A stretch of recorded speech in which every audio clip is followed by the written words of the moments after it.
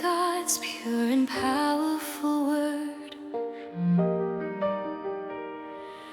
Adam was hiding when "Where art thou?" by God's voice he heard. To Noah God said, "All men are wicked, their ways corrupt. By flood will I judge the earth, build an ark and be kept up." To Jacob he said, "Israel shall now be thy name. Go down into Egypt, there I will raise a nation to fame."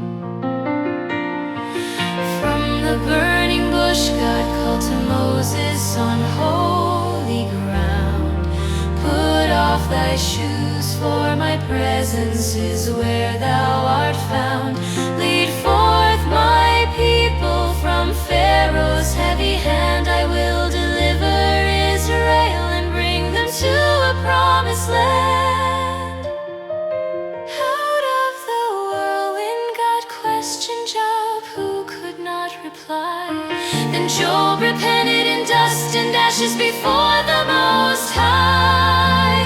There is power and majesty in the speaking of God's voice. Some tremble in fear and sorrow, while others rejoice. By his voice all in heaven and earth were created. All things came to be when his word was simply stated. One day all shall melt, yet be formed again by his word, spoken once more in perfection, without a syllable blurred. God told Jonah, "Go to Nineveh," yet he fled away into the sea. He was cast when the storm held sway. God prepared a great fish to swallow him down, then spoke again, and Jonah was cast upon the ground. From heaven the Father said, "This is my beloved Son, in whom I am well pleased. Hear ye him, the Holy One." There is power and majesty in the speaking of God's voice. Some tremble in fear and sorrow, while others rejoice. By his voice all in heaven and earth were created. All things came to be when his word was simply stated. One day all shall melt, yet be formed again by his word, spoken once more in perfection, without a syllable blurred.